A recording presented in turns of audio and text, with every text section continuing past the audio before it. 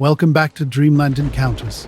Tonight we step into the shadowed world of the Men in Black, the watchers who arrive when UFO encounters cross a line.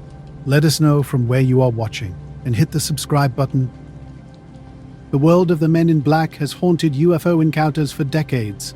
These mysterious figures arrive unannounced, dressed in crisp black suits and polished shoes, with faces so pale they seem almost unreal. When they appear beside a parked car or at your doorway, they bring an unsettling presence that dissolves your certainty. Their eyes pierce through you, hinting at something beyond ordinary government agents. Who are they?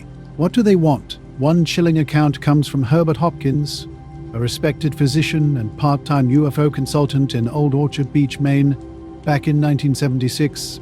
That quiet evening began with an unexpected phone call. A calm, precise voice claimed to be a fellow researcher wanting to discuss the case. Hopkins was currently investigating. Minutes after the call, a knock echoed through Hopkins' home. When he opened the door, a striking figure stood before him. The man was unnaturally thin, with skin so pale it seemed almost translucent. His black suit was immaculate, without a single wrinkle, and a derby hat shadowed his face. As the visitor entered, Hopkins noticed extraordinary details. The man's skin looked like wax, stretched evenly over bone structure. Vivid red lips appeared almost painted, and his movements were calculated and mechanical. Hopkins, trained in reading human behavior, found the visitor deeply unsettling. The stranger's precise movements lacked the small, unconscious adjustments that typically signal human life. Sitting in the living room, the visitor immediately launched into direct questioning as if he already knew the answers. No time was wasted on social niceties. Something fundamental felt different about this encounter, something that would remain etched in Hopkins' memory forever. The Men in Black continue to be a source of mystery and speculation. Their sudden appearances after UFO sightings leave witnesses questioning everything they thought they knew. He knew every detail of the UFO case and was simply confirming specifics with the investigator. Throughout their conversation, the man maintained unwavering eye contact. Midway through their meeting, he pulled a small coin from his pocket and began rolling it deliberately between his fingers. Hopkins watched intently as the coin started to fade. Its edges blurred, shine dulled, and within moments it dissolved completely, leaving nothing between the man's fingertips. "You will stop your work on this case," he stated flatly, without threat or emotion. His subsequent questions seemed designed to test Hopkins's response consistency. The man's demeanor gradually changed. His speech slowed, punctuated by measured pauses. His movements became increasingly stiff and mechanical.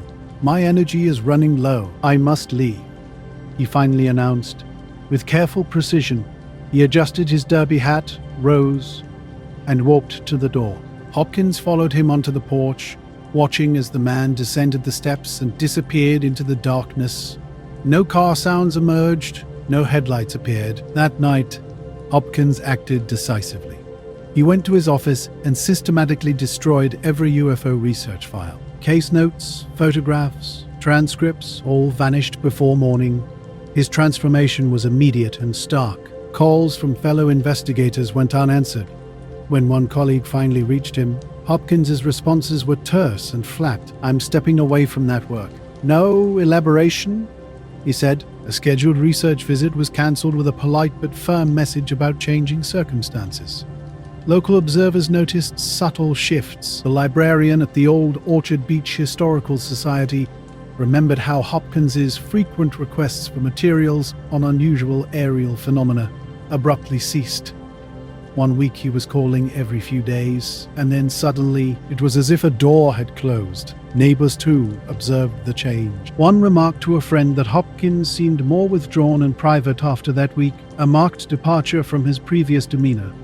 Word about the incident spread through private networks, letters, phone calls, and hushed conversations among UFO investigators. The story passed from person to person, sometimes slightly altered but maintaining its core elements. At its heart was an enigmatic scene. A pale man in a black suit, arriving swiftly after a phone call, performing an impossible coin trick, and leaving behind a sense of complete shutdown where an active investigation had once thrived. Speculation emerged quickly about the visitor's identity. Some pointed to the Air Force Office of Special Investigations, known for interviewing and potentially discouraging UFO witnesses. Others considered the FBI, recalling its surveillance of civilian researchers in previous years. Yet most viewed it as a quintessential Men in Black encounter, noting the visit's precision and its immediate effect on Hopkins' work. Subtle changes in Hopkins' life became apparent. His curtains remained drawn, and his porch lights stayed dark. He withdrew from UFO circles, no longer attending evening gatherings where local enthusiasts shared stories. His curiosity about fringe topics vanished entirely. A former colleague observed that the man he once knew, someone perpetually intrigued by even the strangest claims, had fundamentally changed after that night. At a small New England conference months later, an oblique reference to the case drew knowing glances from those familiar with its details. By month's end, Hopkins had completely removed himself from UFO-related correspondence. When an old acquaintance visited his office unannounced, Hopkins greeted him warmly but firmly shut down any discussion of the incident. "It's closed," he would say, quickly shifting conversation to mundane topics like fishing and local news. In the years that followed, the Herbert Hopkins case became a quiet but persistent part of Men in Black lore. It was referenced in books, mentioned in lectures, and debated in small circles. Its power lay not in physical evidence, but in its haunting simplicity. A lone encounter, a brief meeting, a single inexplicable moment, and the total silencing of a once passionate researcher. Hopkins himself never elaborated beyond his original account, consistently maintaining, "It happened exactly as I said it did. I've said all I need to." In June 1947, on a calm morning over Puget Sound, Harold Dahl was out on his small patrol boat with his son, their family dog, and 2 crewmen when 6 metallic discs appeared overhead. Their movement was slow and tightly synchronized. One craft faltered, tilting and dropping a spray of molten debris. Fragments hissed into the water while others struck the boat. A piece burned Dahl's son, and another killed the dog. Dahl steered clear as the formation regrouped and slipped west into the haze, collecting a few shards from the deck, some light and brittle, others surprisingly heavy. Dahl shared the story only with a small circle. His boss, Fred Chrisman, and 2 close friends. He had no intention of making the incident public and hadn't even told his wife. By the following morning, something felt unusual. An unexpected phone call came to his home from an unrecognized man. The voice was polite yet firm, suggesting a breakfast meeting at a Tacoma diner with a specific place and time that allowed no room for argument. At the diner, the man was already seated in a back booth, wearing a black suit, crisp white shirt, and narrow black tie. His hat rested neatly beside him. When Dahl sat down, the man didn't introduce himself or offer a handshake. Instead, he fixed Dahl with an unwavering, steady gaze and began speaking. "You had quite an experience out there on the water," he said in a low, deliberate tone. Then he proceeded to describe every minute detail of the incident: the number of craft, the wobbling movement, the debris spray, the injury to Dahl's son, and the dog's death. Each description was precisely accurate. Dahl listened in stunned silence, wondering how this stranger could know such specific information. At one point, the man leaned slightly forward. He suggested, with no visible threat or anger, that it would be better for Dahl and his family to forget what they had witnessed. His words carried a weight that implied the matter was already settled. Dahl noticed the man's pale face and sharp, oddly flat features, as if he was someone accustomed to minimizing emotional expression. For those who study the Men in Black phenomenon, this stands as a rare case where the purpose of the visit was achieved without direct intimidation or force. The files were gone, the work abandoned, and the witness stepped away, all within a single evening. The black sedan pulled away into light morning traffic, vanishing as quickly as it had appeared. Through the diner's front window, Dahl watched the man who had just left, their brief 15-minute conversation still echoing in his mind. The man hadn't tried to persuade or argue, he simply delivered an instruction with unsettling calm. That night, sleep eluded Dahl. He couldn't stop thinking about how casually the man had spoken of his son's injury, revealing knowledge that seemed both invasive and mundane. The meeting had left an indelible mark.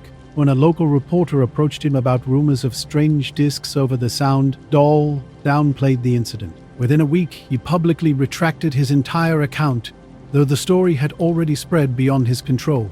Chrisman, still convinced something extraordinary had occurred, wrote to an Army Air Force contact. offering to show the debris. Two intelligence officers, Captain William Davidson and Lieutenant Frank Brown, flew from California to investigate. They interviewed Dole extensively, seeking precise details about times, positions, and object descriptions. Examining the boat's damage, they collected samples of material with an unusual slag-like texture that differed from common alloys. The officers noted inconsistencies in Dole's account, shifts in event sequences and uncertainties about distances. Whether these stemmed from genuine confusion or deliberate reticence remained unclear. After completing their interviews, Davidson and Brown boarded their B-25 bomber, carrying the debris samples back to California. Tragedy struck near Kelso, Washington, when the plane caught fire and crashed, killing both men. The debris was destroyed in the blaze. Military channels quickly spread news of the crash, presenting it as a routine accident. No mention was made of the officer's cargo. For Dole, the event only solidified his resolve to remain silent, having been instructed with crystal clarity.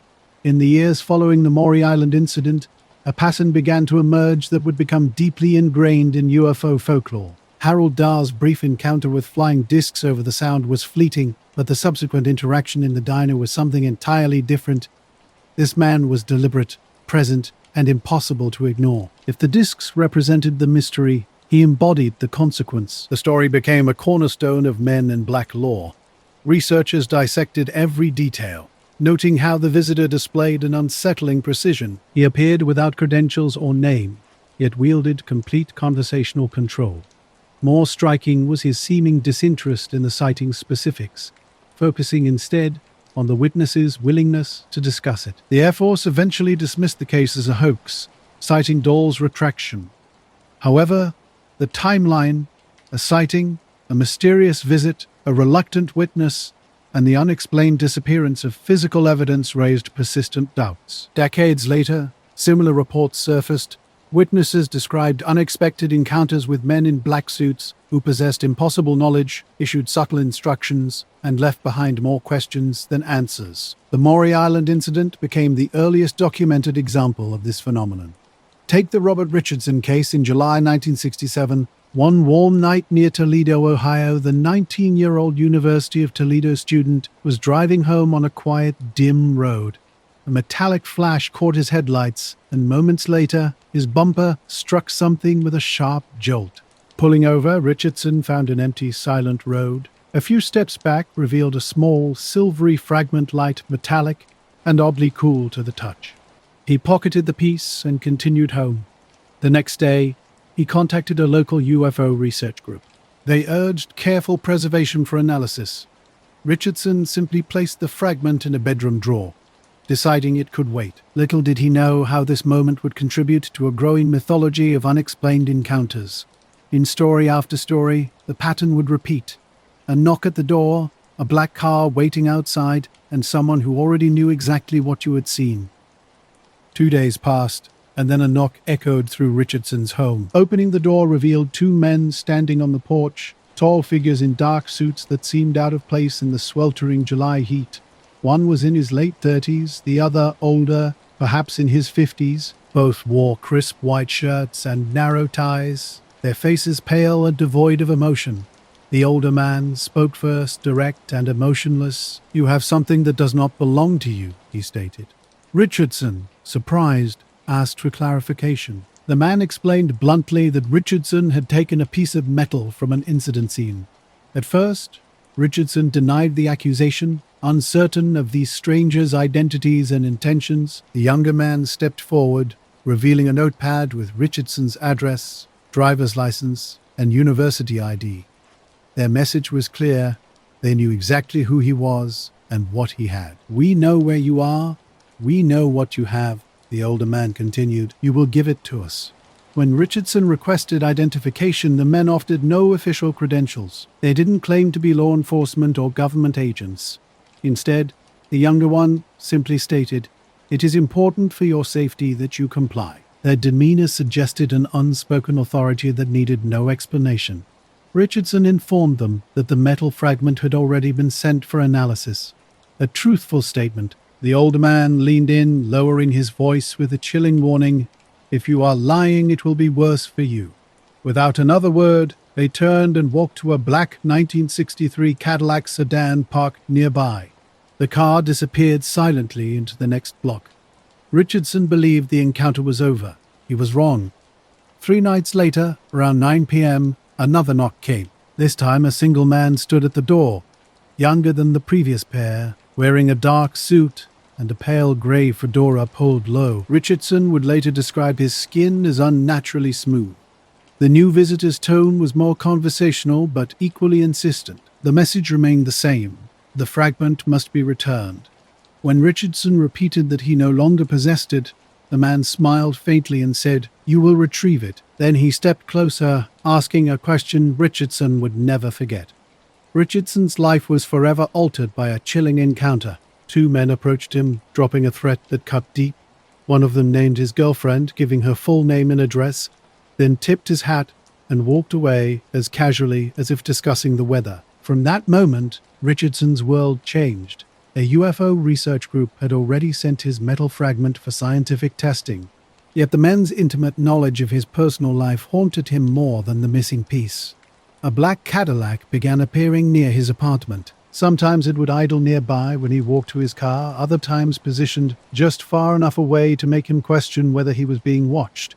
His routine became a series of potential surveillance points, grocery shopping, library visits, each mundane activity now feeling exposed. Men in suits seemed to materialize everywhere, reading newspapers in diners, lingering at magazine racks. Richardson confided in only a few people, including a university physics professor who took his story seriously. "If those men are who I think they are," the professor warned, "you don't want to provoke them."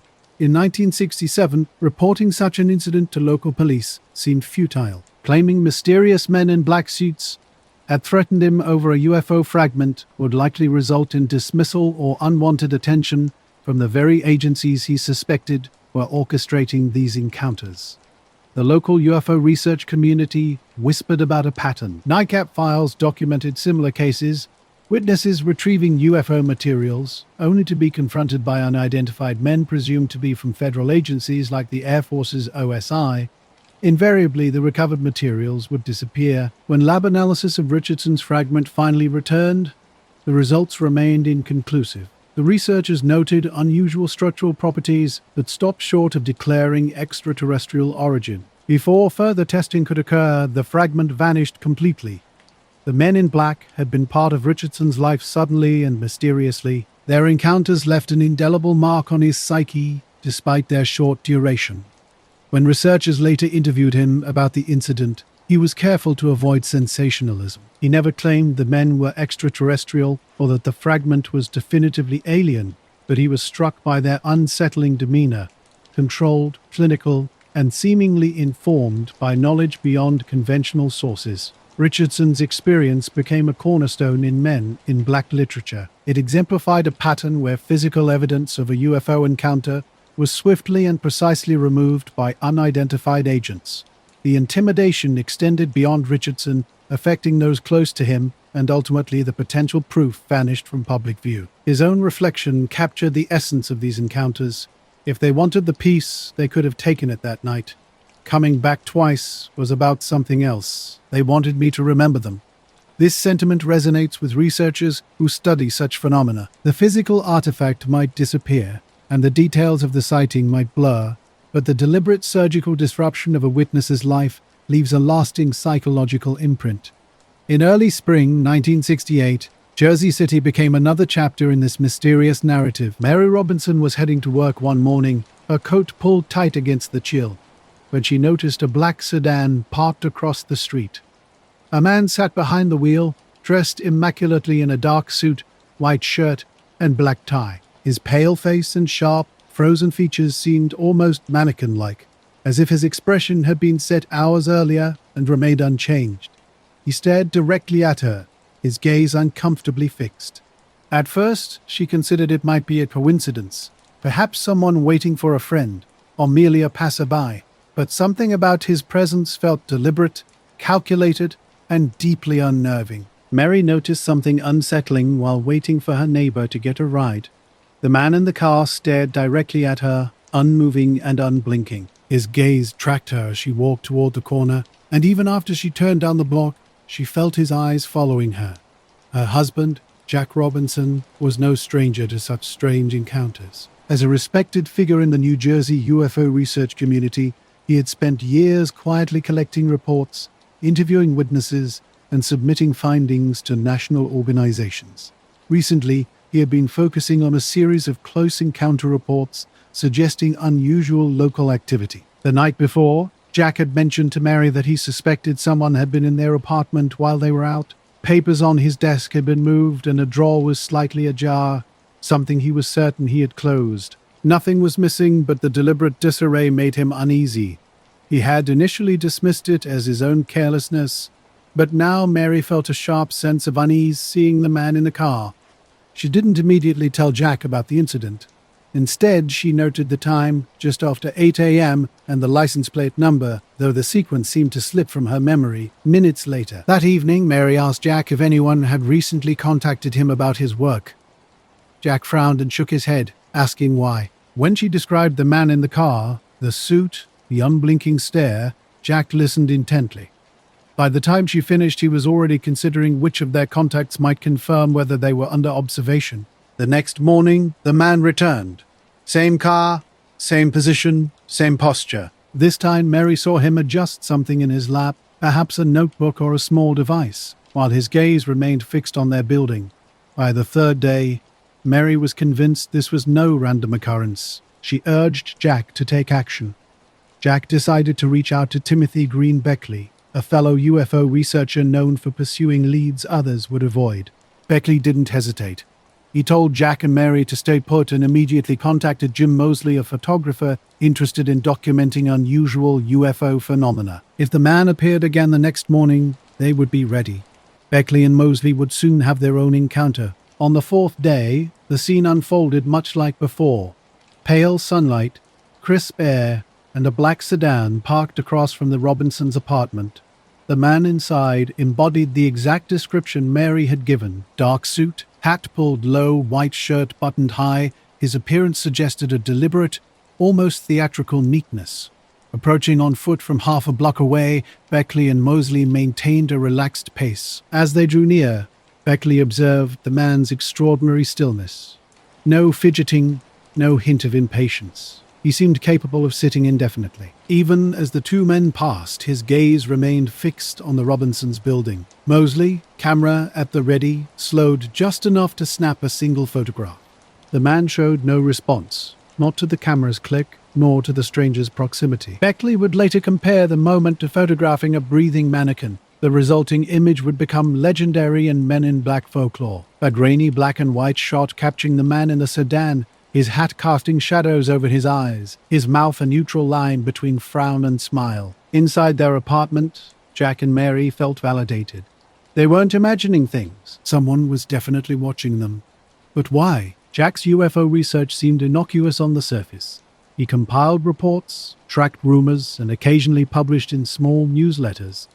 Recently, however, he'd been speaking with witnesses whose accounts suggested something more intriguing. Physical trace evidence, ground imprints, unusual residues, even recovered objects. If these claims held water, they might have attracted unwanted attention. The Robinsons speculated about the sedan's occupant. Could he be from a formal investigative body? The FBI or Air Force Office of Special Investigations were known to monitor UFO-related cases. His presence might represent more than idle curiosity, potentially an authorized surveillance operation. This possibility offered little comfort. It meant the man could maintain his vigil indefinitely with an authority beyond their ability to challenge or verify. Mary began noticing subtle disturbances. Returning from errands, she felt certain her apartment's lock had been tampered with. Something felt fundamentally different, slightly out of alignment. Strange things started happening around the Robinson apartment. Small signs of intrusion began to emerge, subtle yet unsettling. Mary first noticed her jewelry box had been moved precisely 2 inches from its original spot. Nothing was taken, but the exactness was disturbing. Jack's professional work showed more obvious tampering. His case notes appeared to have been carefully copied, with pages stacked differently and edges slightly curled as if handled with damp fingers. Something was watching them, and the surveillance was becoming more brazen. A man in a dark sedan was no longer their only observer. A second figure appeared, Another suited man standing silently in their building's lobby during odd hours, always vanishing before Jack could confront him. Neighbors started talking. One mentioned the government car. Another told Mary about two suited men walking slowly down the hallway late one night, stopping briefly outside their door before leaving without a word. The tension grew incrementally. Jack began checking the street before leaving. Mary drew curtains during the day, uncomfortable with potential unseen observers. Even phone calls felt compromised, marked by strange clicks and brief static interruptions. When Beckley returned a week later, he and Mosley decided to confront the situation directly. They walked past the sedan, with Beckley looking straight at the man and saying, "Morning." The man remained completely motionless, not acknowledging the greeting, his gaze fixed unwaveringly on the building. By the 10th day, the black sedan disappeared. No explanation, no further signs of surveillance. Life returned to normal, but the experience lingered. Jack became more cautious, locking research notes and keeping sensitive information away from their home. Mary never forgot the face in the car window and the oppressive weight of that silent, watching gaze. When the photograph of a strange man taken by Mosley began circulating among UFO researchers, it ignited intense debate. Some believed the individual might have been a private investigator or low-level government operative tracking Jack's activities. Others saw something far more significant in the image. A rare daylight capture of a mysterious surveillance figure, the picture became a pivotal reference in MIB Men in Black research, not because it definitively proved their existence, but because it aligned perfectly with numerous other witness accounts of quiet, methodical monitoring. For Jack and Mary, the photograph represented more than public evidence. It was a deeply personal intrusion. The man had never directly confronted them. He had never spoken or threatened. Yet his silent presence fundamentally altered their daily life, serving as a chilling reminder that surveillance doesn't require confrontation. Sometimes the most powerful pressure leaves no tangible trace except in this rare instance. A single haunting photograph, and the memory of a man who sat in silence, his motivations forever unexplained. In 1961, on a cold, sound-swallowing night in North Dakota, an extraordinary encounter unfolded near Minot. Paul Miller, a young Air Force reservist returning from a hunting trip with 3 companions, witnessed something extraordinary. A glowing object hovered low in a nearby field, from which 2 strange figures emerged, moving unnaturally toward a fence line. Miller instinctively raised his rifle and fired. Moments later, they found themselves back in their car, heading toward Minot Air Force Base. Their watches indicated hours had passed, yet none could remember leaving the field. No official report was filed. The 4 men silently agreed to maintain secrecy, understanding that discussing unusual incidents could quickly attract unwanted attention from intelligence officers in the Office of Special Investigations or other federal agencies. Early that morning, Miller sat at his desk when an authoritative call came through. "Stay put, visitors were coming." 2 men arrived within the hour, dressed identically in dark suits, white shirts, and narrow black ties. Their faces were pale, their expressions unnervingly blank. Without a greeting, one spoke in a flat voice. "Mr. Miller, you had an encounter last night." Miller paused. He hadn't told anyone on base about this. "I don't know what you mean," he replied defensively. The second man placed a folder on the desk. Inside, a typed sheet detailed everything: his name, address, family members, even his service history down to his elementary school's name. Miller stared at the document, then looked up. "You shot at something you shouldn't have?" the first man stated. Miller's chest tightened. "Who told you that?" Miller asked. No answer came. One man leaned closer, speaking in a low, emotionless tone. "We know what you saw, and we know where you live.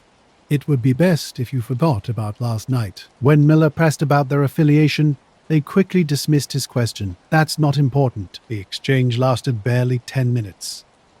They left as abruptly as they arrived. From his office window, Miller watched them walk in perfect synchronization to a black sedan parked in a section typically reserved for official vehicles. No one questioned its presence. The car pulled away silently. That evening, Miller double-checked every lock and kept his rifle close. In the following days, he noticed a black car parked along the road to his home at irregular hours. Once, through his curtains, he spotted a man in dark sunglasses sitting in the driver's seat, facing forward, despite the grey sky. His hunting companions began reporting similar experiences.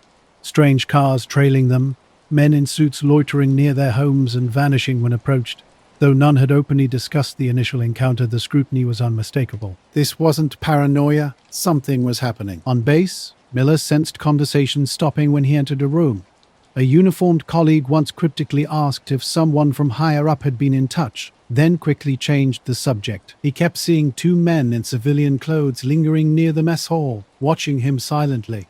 At first, the effect was subtle, but soon Miller's entire demeanor changed. His family noticed something was off. During dinner, he grew quiet. Late at night, he would sit and stare out windows for hours. When his wife asked what troubled him, he said nothing, but she sensed deeper anxiety. The base community whispered. No one confronted him directly, but Miller felt his name was attached to something unusual. A mechanic he knew well started avoiding his gaze. Another colleague quietly warned him to be careful about who he spoke with. Miller became hypervigilant. He constantly checked rear-view mirrors, paused before unlocking doors, and scanned parked cars while walking. Routine sounds, a ringing phone, footsteps in the hallway, made him tense, always expecting another unexpected visit. Weeks turned into months. The surveillance gradually diminished, but the memory remained sharp. Years later, when Miller left the Air Force Reserve, the incident still haunted him. In the late 1960s and early 70s, when researchers began documenting Men in Black encounters, Miller immediately recognized the descriptions. The unnerving formality, the strange knowledge, the quiet but heavy intimidation. It all felt familiar. Not until the late 1970s did Miller share his full story with a UFO researcher. Even then, he was hesitant, worried that discussing the encounter might summon them back. For years, he had nightmares about returning to his office and finding the two men already waiting. By the time the account entered UFO literature, the original sighting became almost secondary. Researchers focused on the response's precision, how quickly they arrived armed with personal and military details, and issued a warning without any official acknowledgement. The unusual coordination puzzled investigators. If the men were from a recognized agency like OSI, Air Force Intelligence, or the CIA, why hadn't they identified themselves? And if they weren't official, who were they? Paul Miller's encounter with the Men in Black was more than an academic curiosity. It was a memory etched into his consciousness, sharp and unnerving. Decades later, he would recount the experience sparingly, focusing on the unsettling details that made the encounter so extraordinary. The men moved with an eerie synchronicity. Their footsteps were perfectly matched, shoulders rigid, and not a single hair out of place. Miller noticed a slight delay before each spoke, as if following an internal, unspoken rhythm. What struck him most was the quiet. They didn't need to raise their voices. They knew Miller would remember every word. In UFO discussion groups and among private correspondents, Miller's case became a benchmark for Men in Black encounters. It wasn't about dramatic confrontations, but about a controlled, authoritative presence that defied explanation. Listeners were less disturbed by the warning's content and more by the encounter's surreal nature, how quickly it unfolded and then dissolved back into everyday life. The case revealed something profound about these mysterious visitors. Whether government agents or something more enigmatic, their power lay not in force, but in absolute certainty. They arrived unannounced, delivered their message, and departed without seeking permission. For those who experienced such encounters, the aftermath was never truly silent. It was a charged waiting space, laden with the unspoken knowledge that any future encounter would not be random.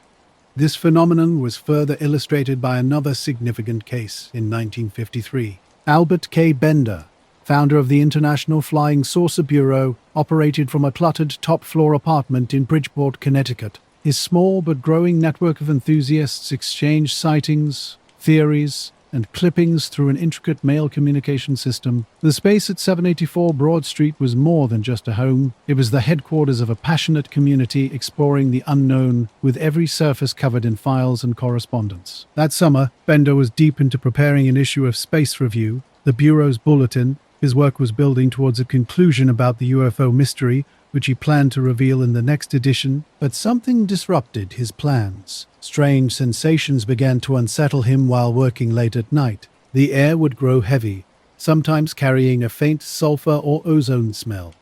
His thoughts would blur, and a pressure would build behind his eyes.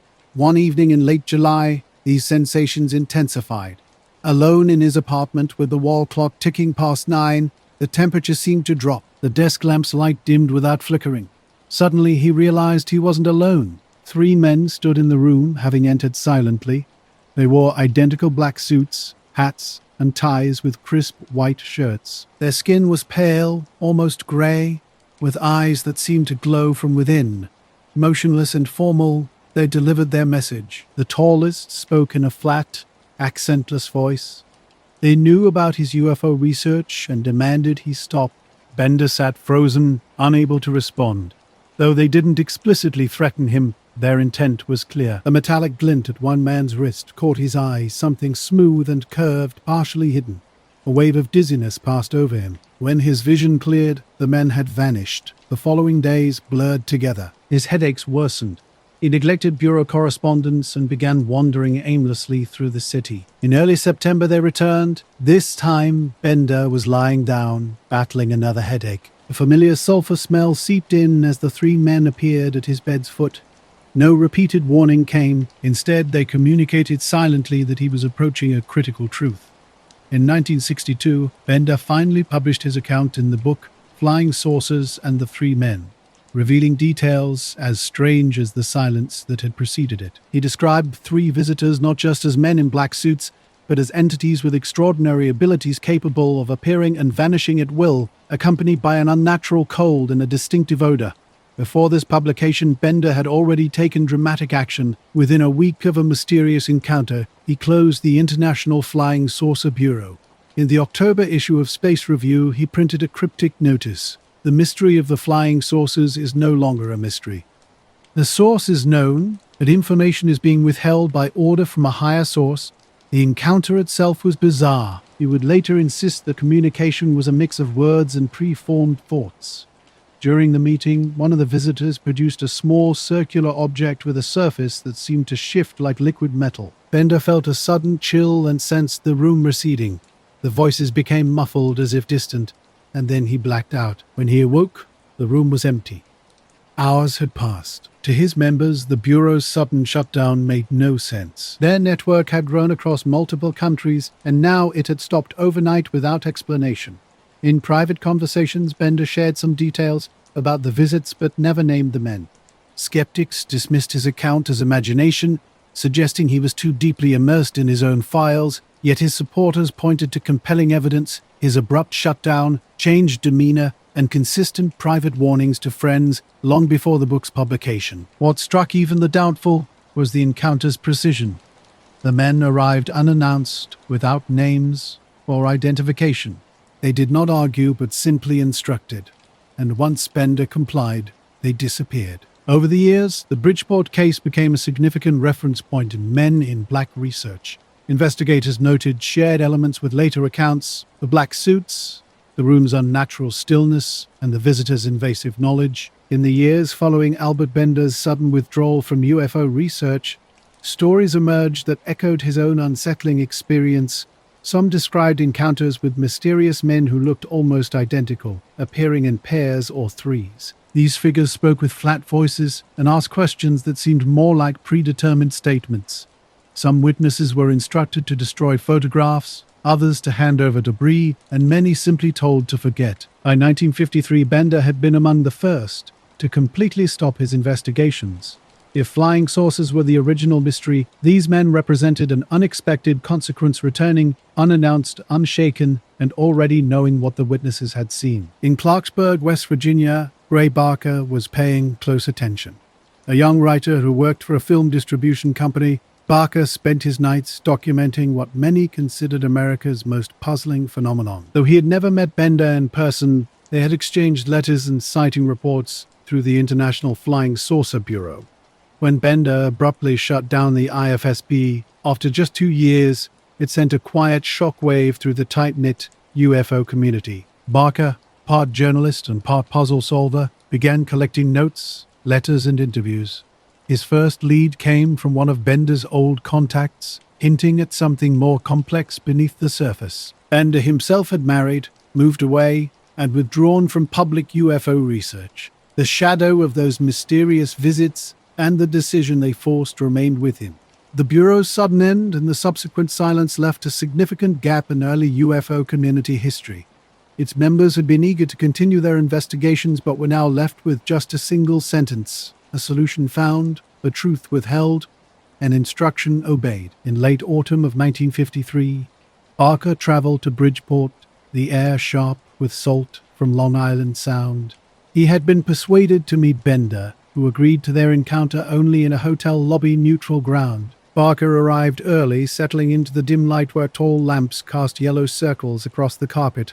When Bender entered, he looked different from his photographs, thinner, with shadowed eyes. Their conversation lasted less than half an hour. Bender didn't name names, but he didn't need to. Phrases like higher source and it's best to leave it alone carried more weight than ordinary secrecy. Barker sensed unspoken sentences hovering between them. They shook hands and parted. Heading toward the elevator after their meeting, Barker suddenly realized he wasn't alone. A man stood ahead, so still his features blurred in shadow. At first, Barker thought he might be another hotel guest, but when the man stepped into the yellow light from a wall sconce, everything changed. Black suit, white shirt, narrow tie, hat in hand, he looked deliberately placed. The hallway fell unnaturally silent. No voices from other rooms. No sounds from the lobby. Even the light fixtures seemed to hum more quietly. The man didn't speak immediately, just looked at Barker, then past him as if carefully measuring the space between them. When Barker nodded and tried to move past, the man blocked his path. "You won't get what you're looking for," he finally said, his voice flat and accentless. More statement than threat. Before Barker could respond, the man stepped into the next corridor and vanished. Moments later, when Barker followed, the hall was empty. No door had closed. No footsteps echoed. Back in his room, Barker discovered his meeting notes. The envelope's flap was unsealed, though he was certain he'd closed it downstairs. In subsequent years, he began collecting not just UFO reports, but accounts of silent visitors. Most came second-hand letters describing men in black cars who asked too many questions or told witnesses to forget. A distinct tone ran through these reports. People weren't simply describing meetings. They were trying to explain an unnerving sense that someone else had been steering the conversation from the start. By the late 1950s, this pattern had become impossible to ignore. In the UFO research world, Gray Barker was known for seeing more than just stories. He recognized underlying patterns. When a letter arrived in 1961 with unusually precise details, he decided to investigate personally. The report came from Paul Henderson, a part-time radio technician living near Parkersburg, West Virginia. Henderson described a strange encounter after reporting a low-level disc sighting to a local newspaper. Two men in black suits had appeared at his home, demonstrating an unsettling level of knowledge about his experience. They knew exactly when he'd gone outside, the direction he'd been facing, and even that, he'd taken a Polaroid photograph. During their meeting, Henderson seemed nervous, but agreed to talk if Barker came alone. The journey to his house wound through low hills, winter trees rattling in the wind. Inside, Henderson nervously fidgeted with his wristwatch while recounting the mysterious visit. The men had arrived just after sundown, entering without invitation. They never introduced themselves. One briefly flashed a card with unreadable lettering before quickly hiding it. Interestingly, they didn't request the photograph. Instead, they casually told Henderson the image wouldn't be worth keeping, that it would fade into insignificance. When Barker examined the photo, he understood why. The image was strangely pale, as if its very essence had been drained. A faint circular outline hovered over the tree line, the rest almost completely white. An unnatural silence filled the room, broken only by the wall clock's steady ticking. Looking out the window, Barker spotted a black sedan at the edge of the drive. Two figures sat inside, faces turned toward the house.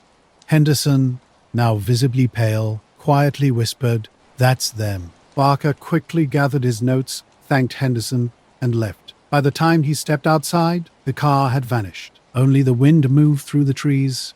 The next morning, Barker discovered something odd. The bottom drawer of his filing cabinet, which held Henderson's original letter, was unlocked. He never left it that way. For Barker, this confirmed a recurring pattern. A sighting is reported, a visit follows, and the witness typically withdraws. Sometimes evidence simply disappears. The Men in Black had a recurring pattern that Barker recognized through multiple encounters. Bender's story wasn't an isolated incident. In hallways and back roads, the same eerie characteristics kept emerging. Stillness in the air, compressed sound, pale faces, and flat voices. These encounters spoke volumes without words. By the late 1960s, Barker was more than an observer. He had been directly involved, witnessing these mysterious visits that followed UFO sightings. The unspoken rule was clear. Your story was no longer just yours. These visitors arrived without warning and never needed explanations. Critics accused Barker of embellishment, but supporters argued he was mapping the edges of a deliberate effort to keep UFO questions unanswered. He compiled Bender's account with others, creating what became known as the first public outline of the Men in Black. On May 23, 1964, a remarkable incident occurred in Burgh Marsh, Cumbria, England. Jim Templeton, a fireman from Carlisle, took his wife Annie and young daughter Elizabeth to photograph the family. While taking 3 shots of Elizabeth sitting on the grass in a light blue dress, something extraordinary happened. In the middle photograph, a tall white figure appeared behind Elizabeth, broad-shouldered with a smooth, rounded head. Neither Jim nor Annie had seen anyone in the empty marsh. When the film was developed, the figure was unmistakable. Friends suggested contacting the police, who found nothing suspicious. Kodak confirmed the exposure was untampered. The local paper published the image as the SOAFTH spaceman, and it soon made national headlines. Templeton found himself answering journalists' questions, armed only with the mysterious photograph. Then, 2 men arrived unannounced at the Carlisle fire station, wearing dark suits, white shirts, and narrow ties, both tall and imposing. Templeton was visited by 2 men who were clean-shaven and spoke with an unfamiliar accent. They introduced themselves only by numbers, 9 and 11, and claimed to be from the government, though they didn't specify which department. Their interaction was polite yet strangely formal, almost as if they were following a script. At Burgh Marsh, their line of questioning became increasingly specific. They probed Templeton about every detail of his experience: the weather, wind direction, potential aircraft overhead, his exact location, and positioning. They asked about sounds, smells, and temperature changes. Templeton repeated his earlier statement to the police. The afternoon had been calm and uneventful, with no one else nearby. The men listened intently, their expressions unchanging. One pressed him repeatedly about whether he was certain he hadn't seen anyone. Then came a question that caught Templeton off guard. Did he believe the figure was connected to anything he might have read in the news? When Templeton said he didn't know, the man seemed to suspect he was withholding information. The mood suddenly shifted. After a brief exchange of glances, the men abruptly ended their questioning, telling Templeton to forget the entire matter. They returned to their dark sedan and drove away, leaving him standing alone on the marsh. Their visit haunted Templeton. Their use of numbers instead of names, their refusal to identify themselves, and their mysterious suggestion to drop the subject left him deeply unsettled. In later discussions, he believed they were more interested in his thoughts and potential public statements about the photograph than in the image itself. Shortly after this encounter, an Australian reporter contacted Templeton with an intriguing development. The reporter claimed that figures similar to those in Templeton's photograph had been spotted at the Wurra test range during a missile launch. These figures, reportedly dressed in white and wearing helmets, were seen inside a restricted area, which had caused a disruption to the test. The publication of Templeton's photograph sparked widespread curiosity and speculation. While no official documents emerged, the image continued to intrigue many. Skeptics suggested the mysterious figure was simply Annie Templeton, her white dress overexposed by bright sunlight. However, her family and she firmly denied this, noting the figure was taller and broader, with a distinctly different posture and helmet-like head. In the months following his marsh encounter, Templeton experienced a series of unusual interactions. Several men in suits approached him, first at an unspecified location and later at his home. Their questioning style evolved from highly formal to more conversationally, yet they remained frustratingly vague about their origins and intentions. These encounters weren't isolated. Templeton began receiving letters from other individuals who reported similar experiences, sightings of strange figures near military installations or testing sites, often followed by mysterious interviews with unidentified officials. By the 1970s, his photograph had gained prominence in books and television programs about unexplained phenomena. UFO research communities informally categorized such encounters under the Men in Black label. Though Templeton himself rarely used such terminology, he consistently focused on recounting his direct experience. Two unknown men who arrived unexpectedly questioned him intensively and urged him to disregard what he had witnessed. The Australian and British governments maintained silence. No official confirmation or explanation was ever provided about the incident or the subsequent visits. Speculation about the visitors' identities ranged from intelligence officers to private investigators, but their true nature remained a mystery. The Soway case remained an enigma, nestled in a grey area between unexplained phenomena and official scrutiny. Technical analysts had examined the negative and confirmed its authenticity, though they disagreed on the nature of the mysterious figure and the reasons behind the strange encounters. Military connections seemed to hover around the incident. Beaumarch's proximity to defense testing ranges and mentions of UMRA fuel speculation that the photograph captured something unintended, perhaps background equipment personnel or a classified test. While some believed the incident pointed to suppressed paranormal sightings, Templeton consistently maintained his account's integrity. He never sought financial gain from the photograph. Despite numerous offers, he refused payment and allowed only analytical copies to be made. Though the incident disrupted his life, Templeton never retracted his story about the Marsh visit or the unusual men who questioned him. For researchers of photographic mysteries, the case represents a compelling anomaly. It's an image that survived rigorous technical examination while simultaneously raising more questions than answers. Who were these figures? Why were they present? The persistent questions often centered not on the photograph itself, but on the subsequent interactions. The case highlights a fundamental intrigue. Sometimes the most fascinating elements are not what's captured in an image, but who arrives afterward to ask about it. Decades later, it remains a testament to the complex intersection between documented evidence and unexplained official interest. The photograph continues to challenge investigators, embodying that liminal space between definitive proof and persistent mystery, neither fully debunked nor conclusively validated. People across Point Pleasant began receiving unexpected visits. Farmers, shopkeepers, young couples, and a schoolteacher found themselves meeting strange, polite strangers dressed in dark suits who arrived without warning. Mary Heyer, the Athens Messenger's Point Pleasant correspondent, became the central point for collecting these reports. Normally covering local events like floods and county fairs, Heyer's office soon filled with accounts of unusual occurrences. Shadows passing low over barn roofs, red lights drifting across the river, mysterious figures on roadsides. She diligently took notes and filed her clippings. Unaware of what would follow, one early encounter involved a farmer who had previously spoken to Heyer about seeing a winged figure in his pasture at dusk. Days later, a black sedan approached his house. Two tall men in dark coats and hats arrived, seeking to clarify details of his account. Initially asking about information he'd already shared with Mary, they soon became more pointed, inquiring whether he'd told others or written anything down. When the farmer asked about their identities, one simply smiled and said, "That's not important." The conversation concluded with a chilling remark. Things are less complicated if they're left alone. What disturbed the farmer most wasn't the warning itself, but the unsettling sense that these men already knew his answers before he spoke. Another incident involved a woman who had reported strange lights moving low over the Ohio River. After dark, two men arrived at her door, their car idling nearby. She described them as polite but cold, as if their friendliness was carefully rehearsed. They asked precise questions about her location, viewing direction, and requested she describe the light's path. Notably, they never wrote anything down but repeated her answers verbatim. Moments after their departure, she discovered the street was empty, with no sound of a car driving away. Heyer herself experienced similar strange occurrences, beginning with mysterious phone calls, silent lines that remained open for half a minute, occasionally interrupted by an electronic beep before disconnecting. One afternoon, a peculiar encounter unfolded in her office.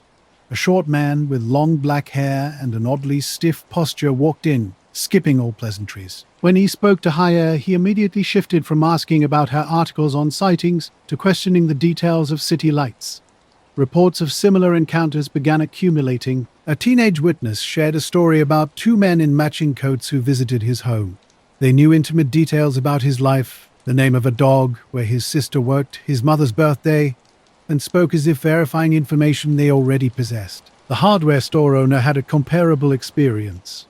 After mentioning a figure on his roof to friends, two strangers arrived at his shop near closing time. They inquired about delivery trucks, timings, and potential unusual drops.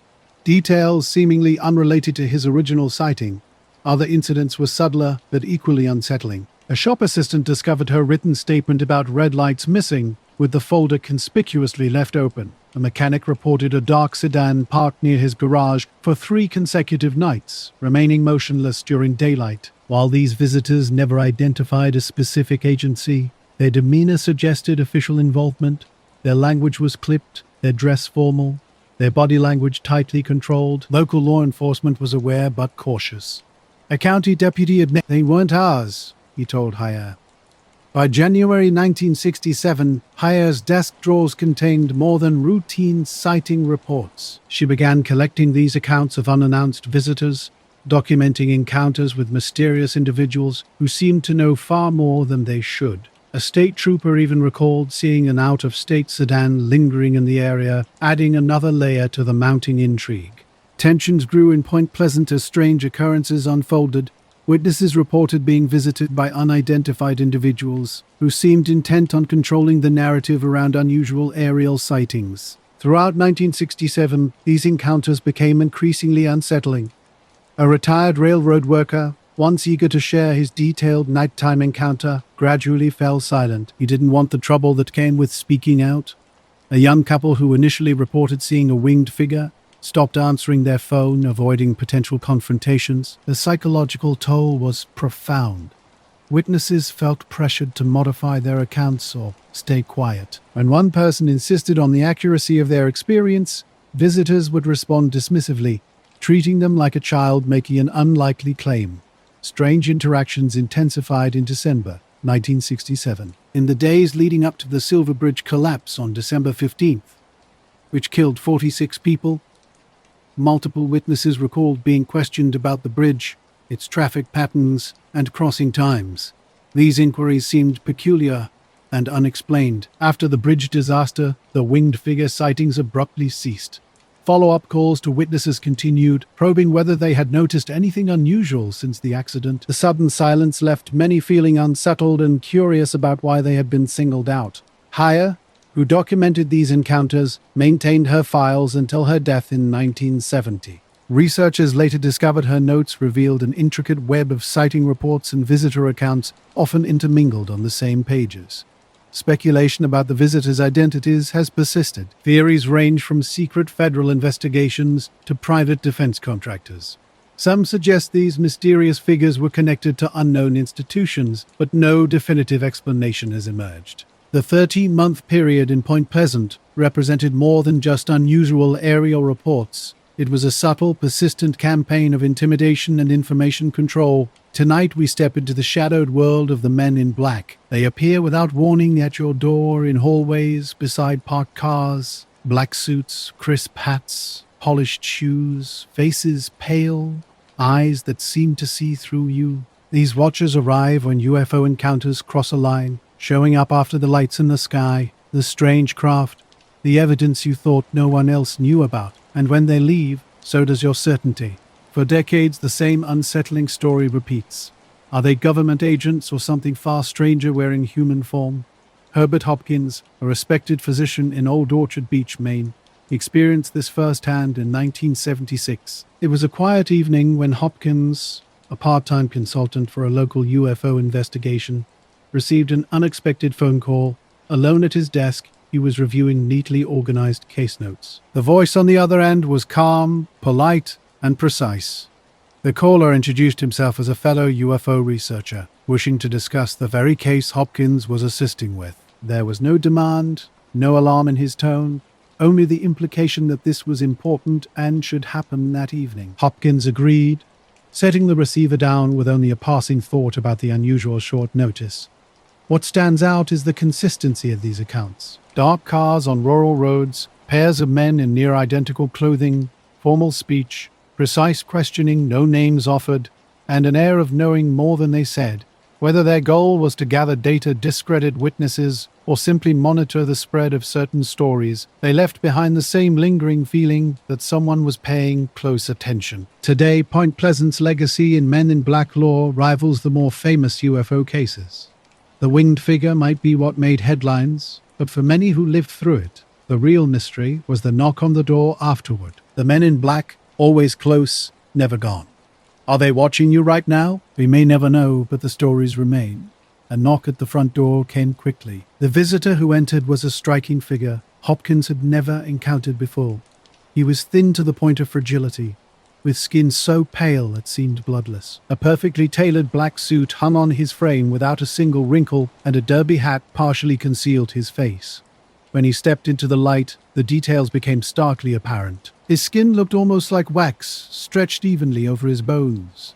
Vivid red lips appeared unnaturally sharp, as if meticulously painted.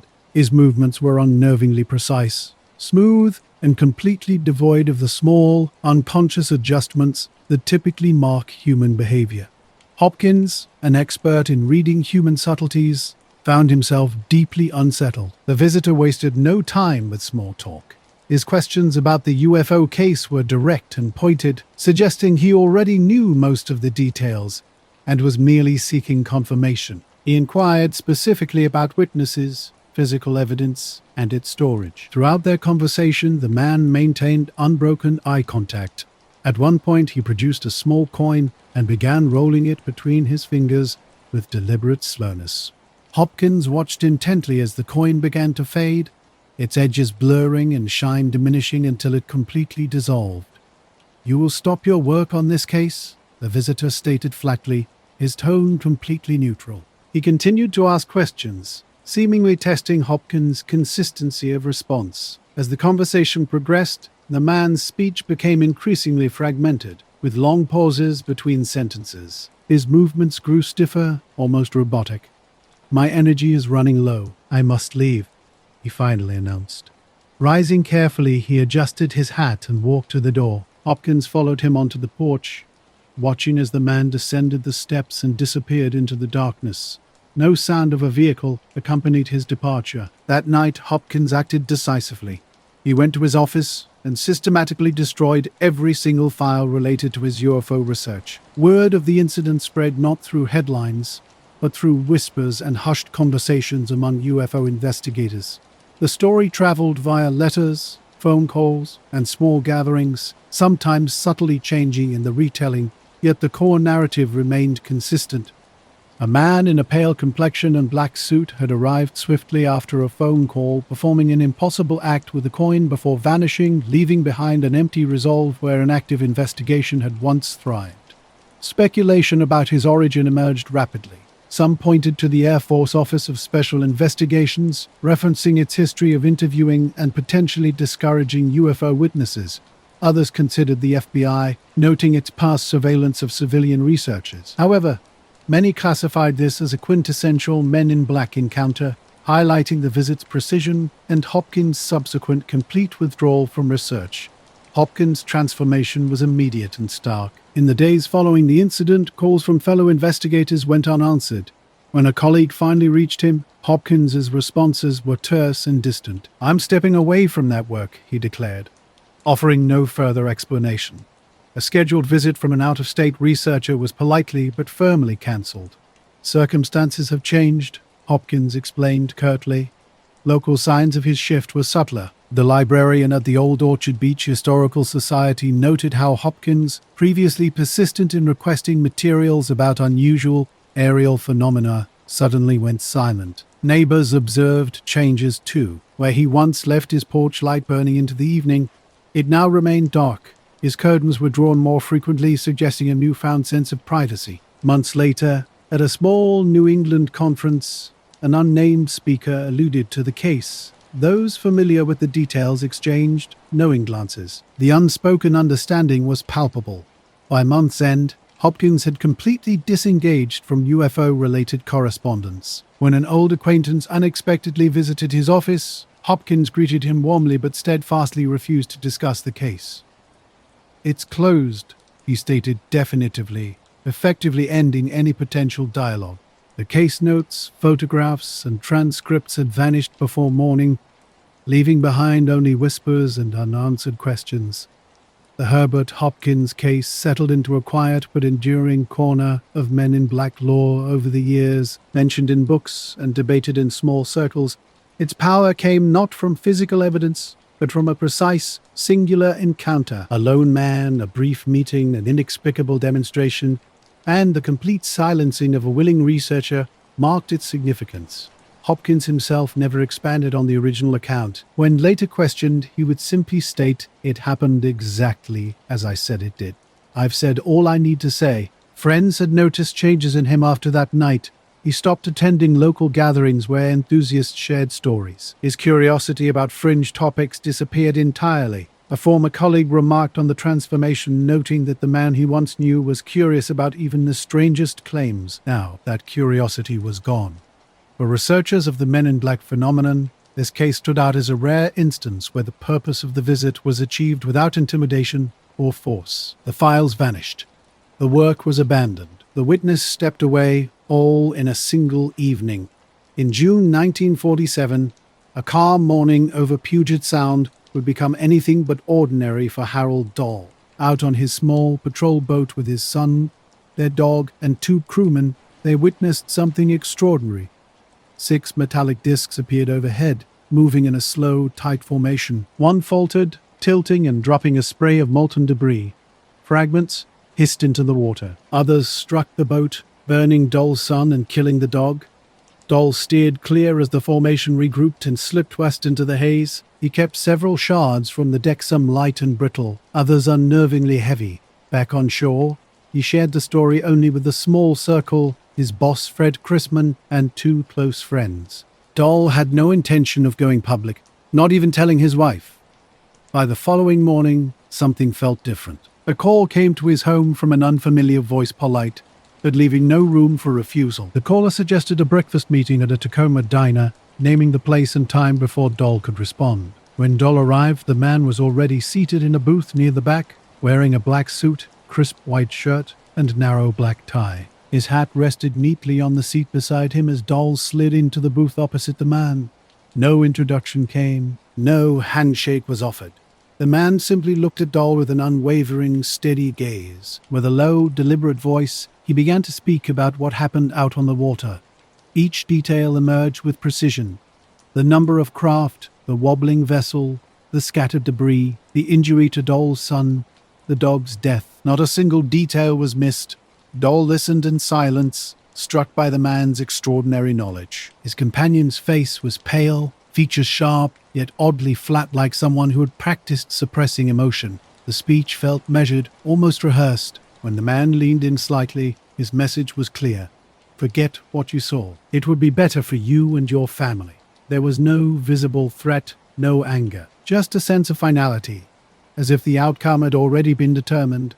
The conversation lasted barely 15 minutes. At its end, the man stood, buttoned his jacket, and walked out, leaving his coffee untouched. Through the diner's window, Dahl watched him enter a black sedan parked at the curb. The car merged into morning traffic and disappeared.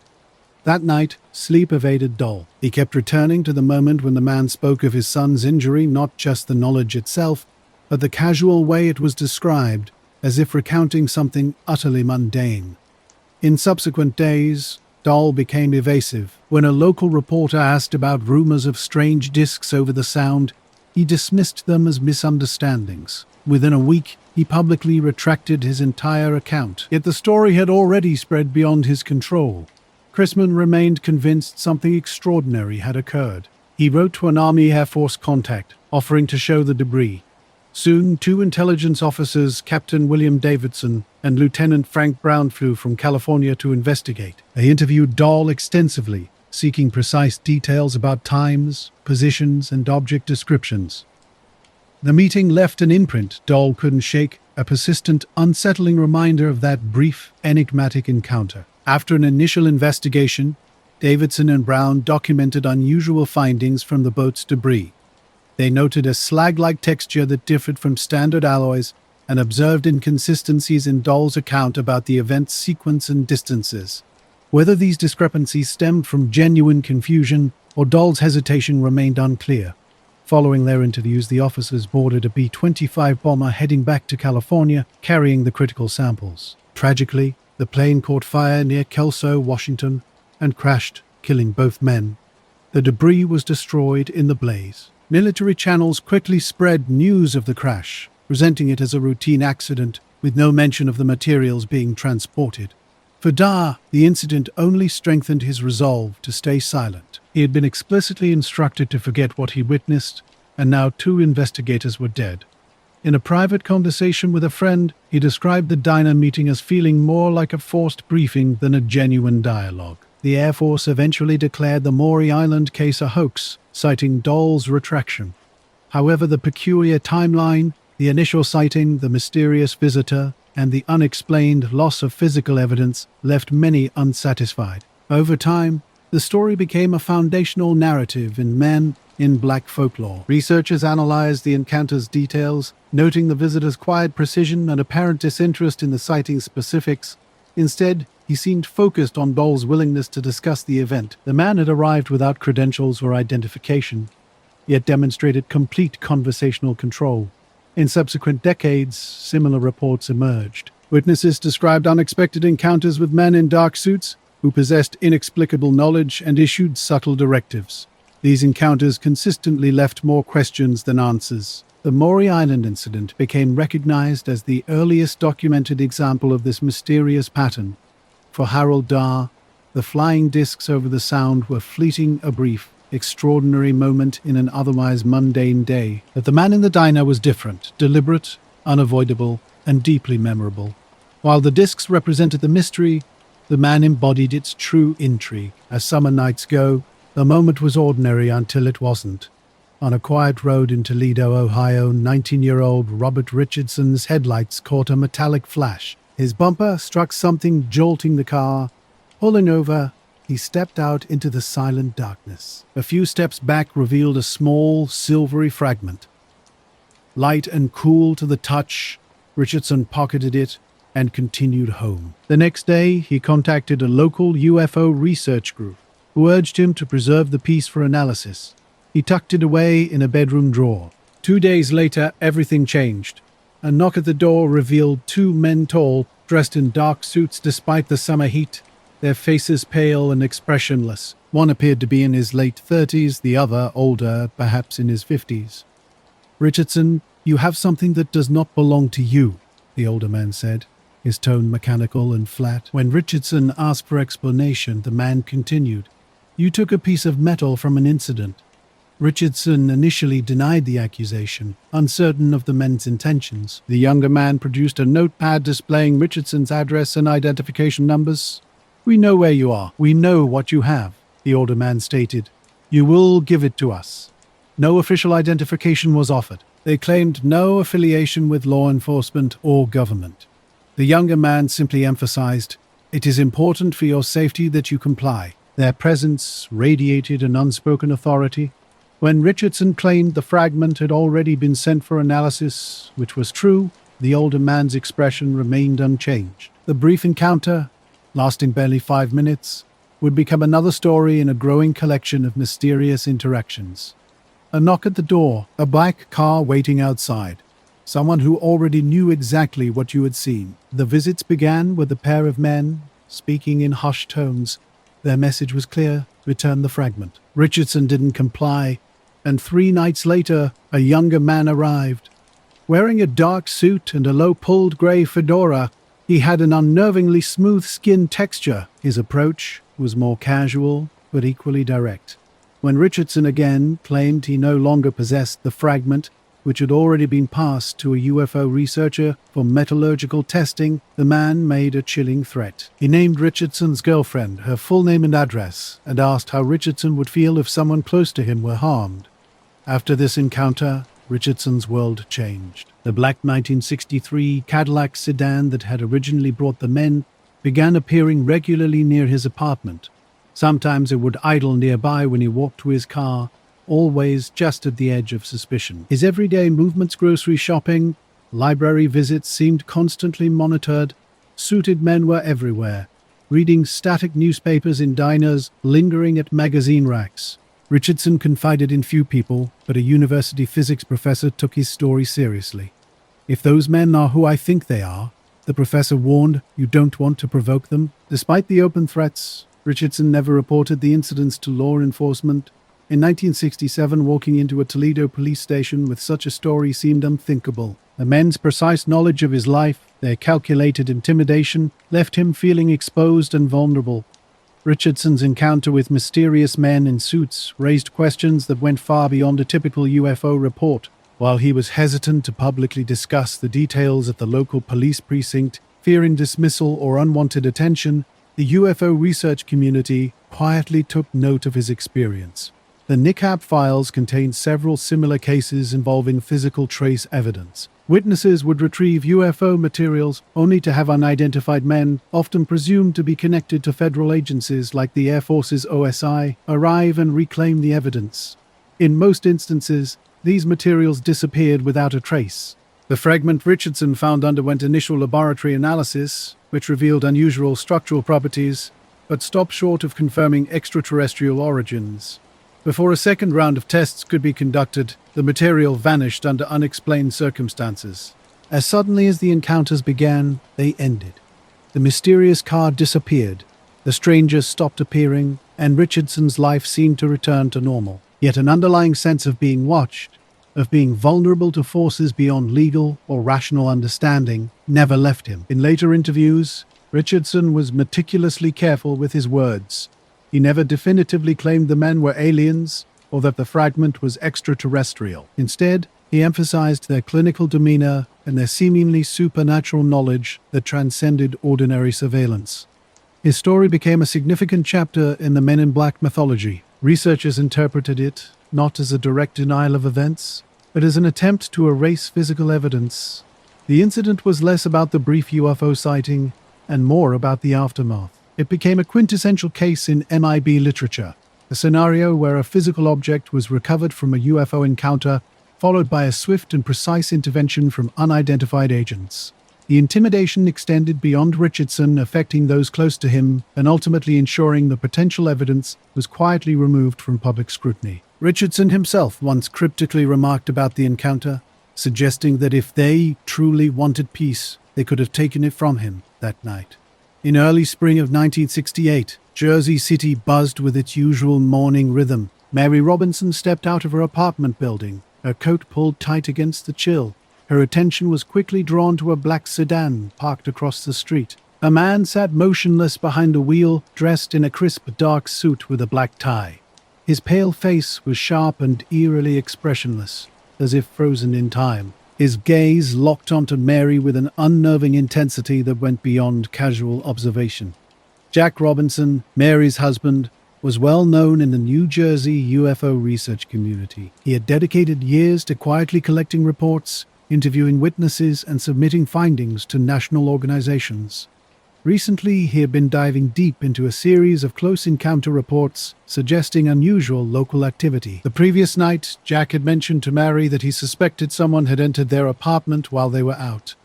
Papers on his desk seemed subtly rearranged, a drawer slightly ajar.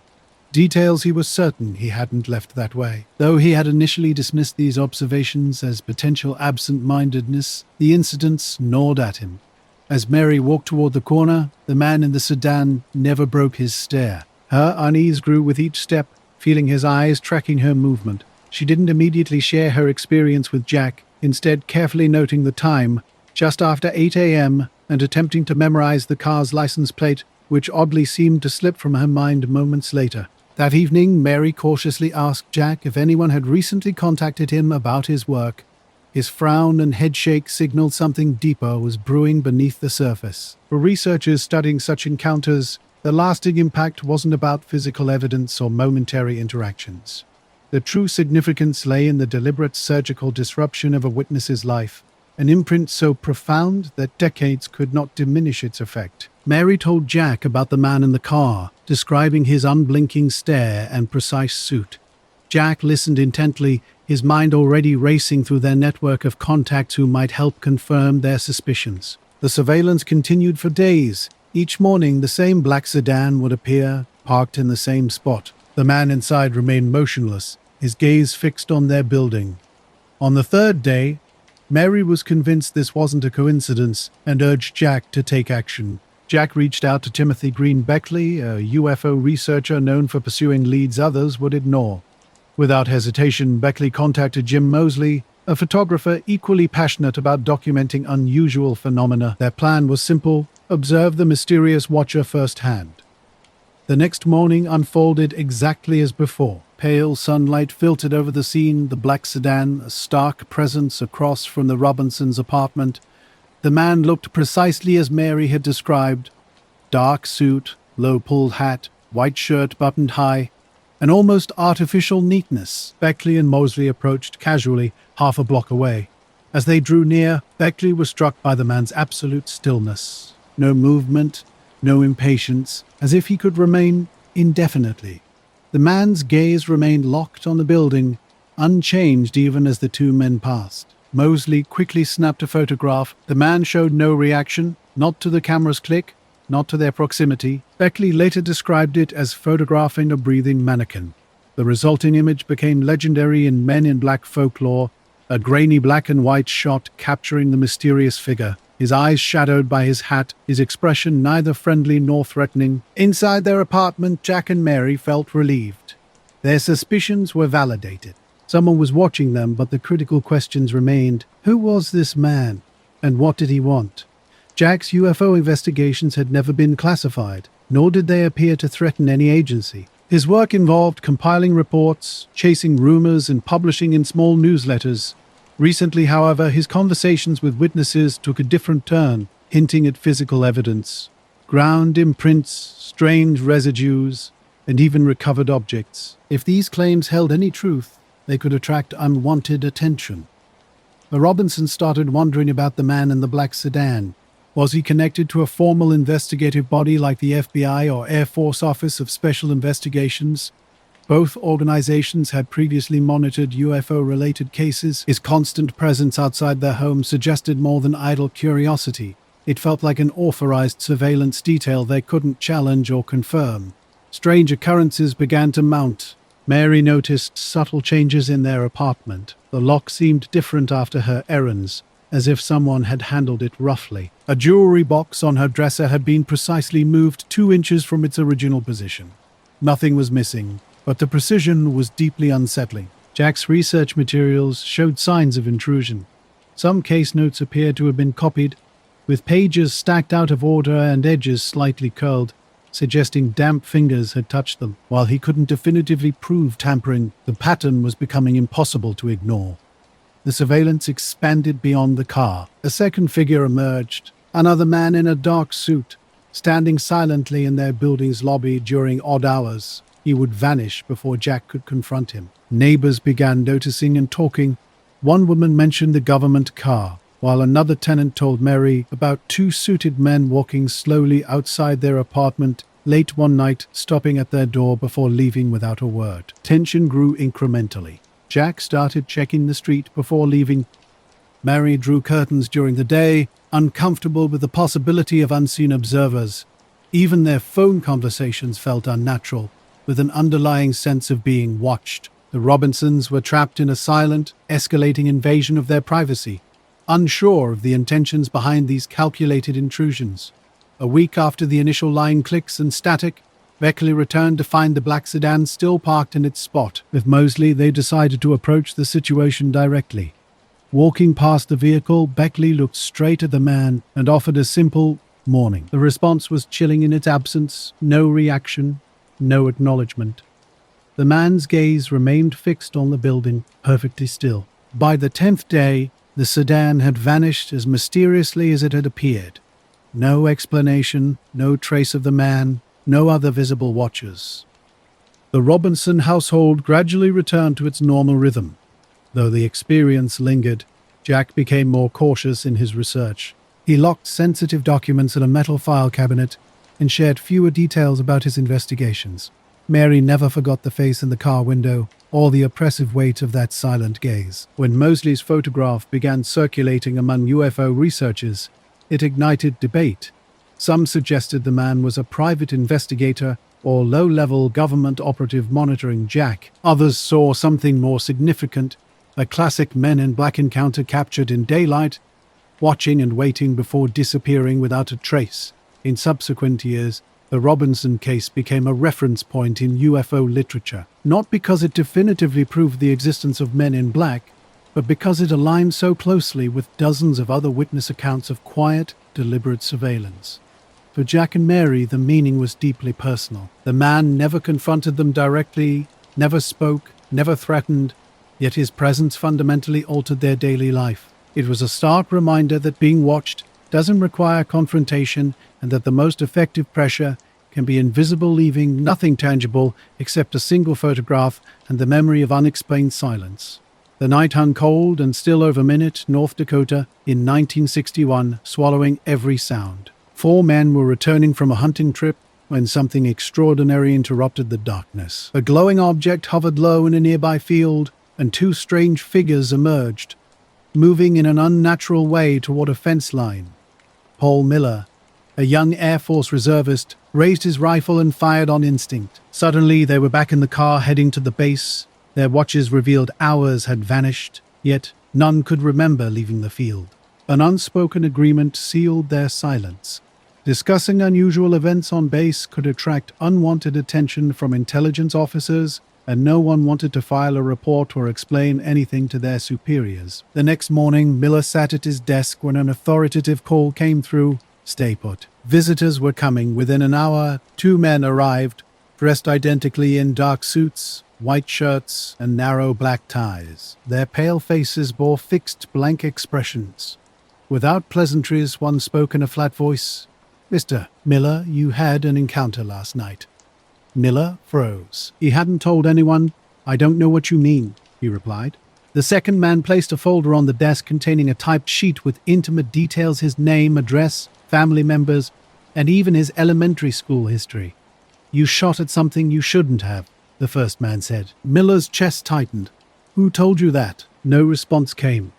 Instead, one leaned closer, speaking in a low, emotionless tone.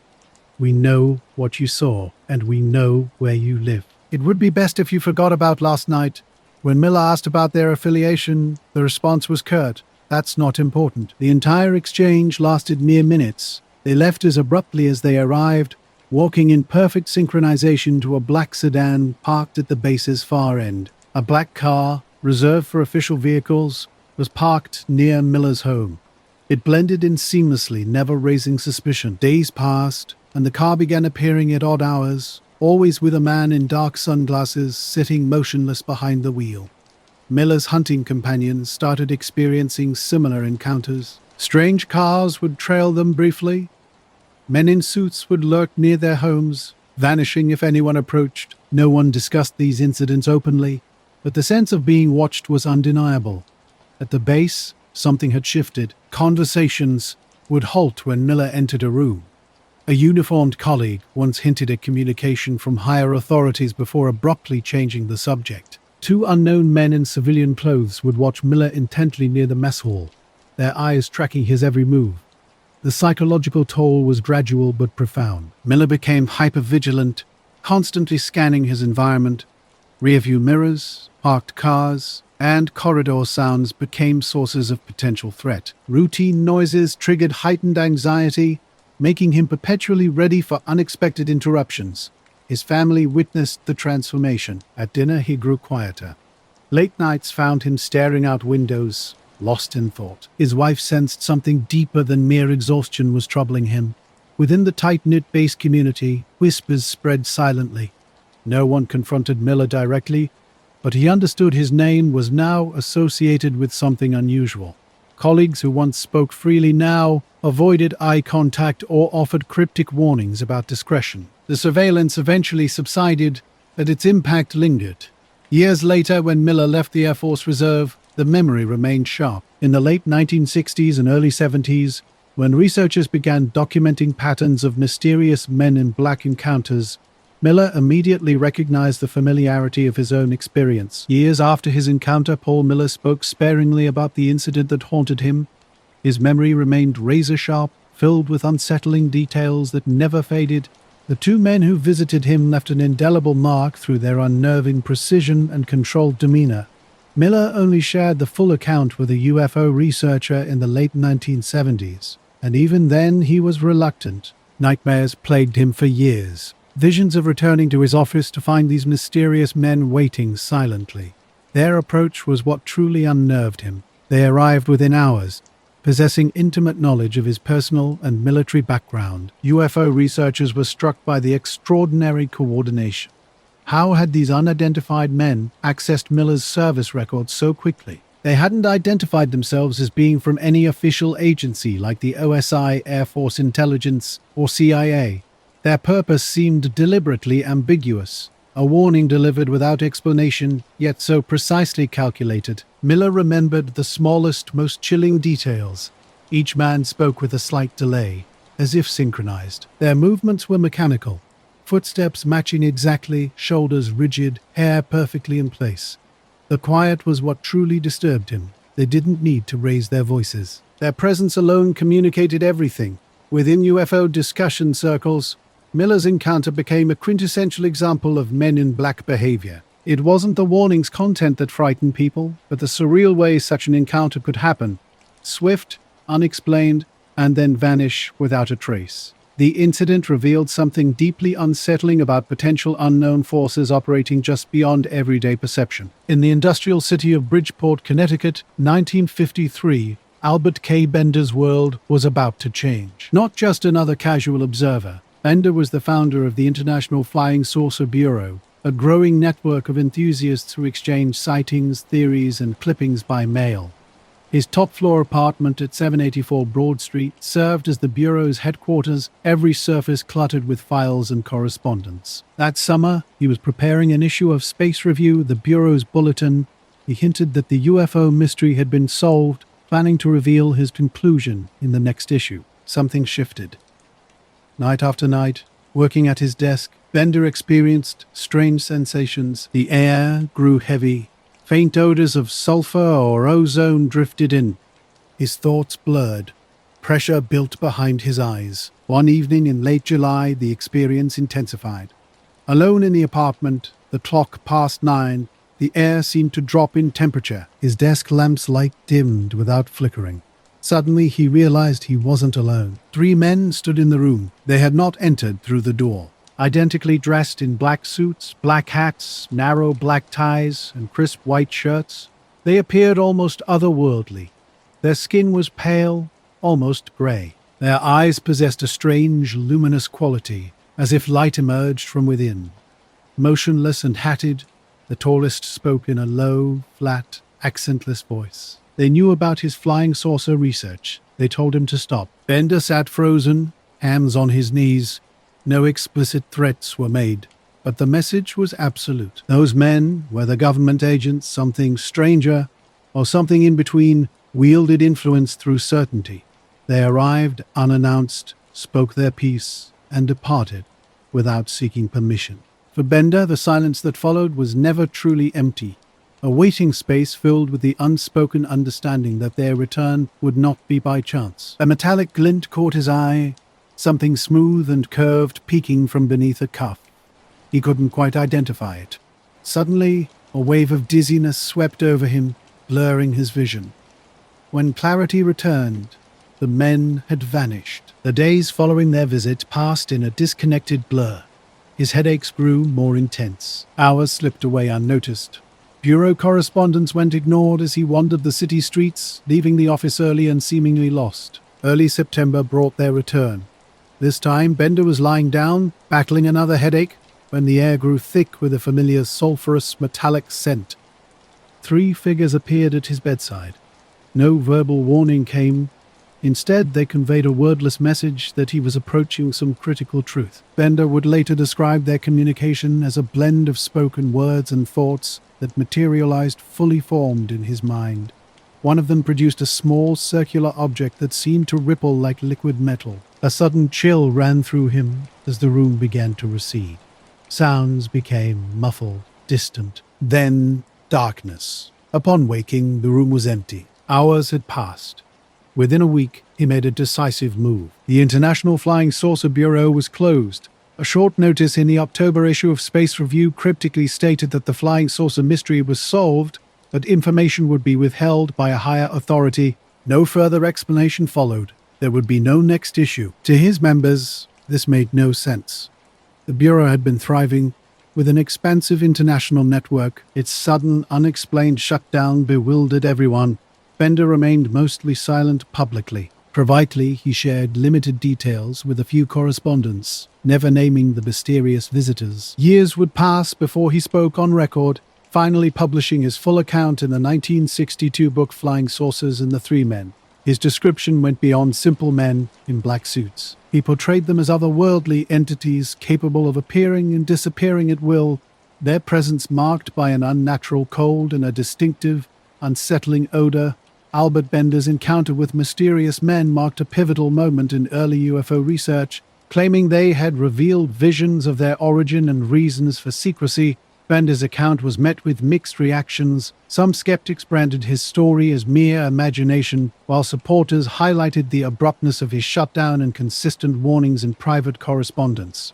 What made the encounter remarkable was its clinical precision. Unannounced and unnamed, these men arrived with an unspoken authority. They instructed rather than argued, and once Bender complied, they vanished without a trace. Over time, the Bridgeport incident became a cornerstone in men and black research, with investigators noting recurring elements in subsequent accounts. The hallmarks were consistent: black suits, an unsettling room stillness, invasive knowledge of the witness's life, and an implicit pressure to drop the investigation.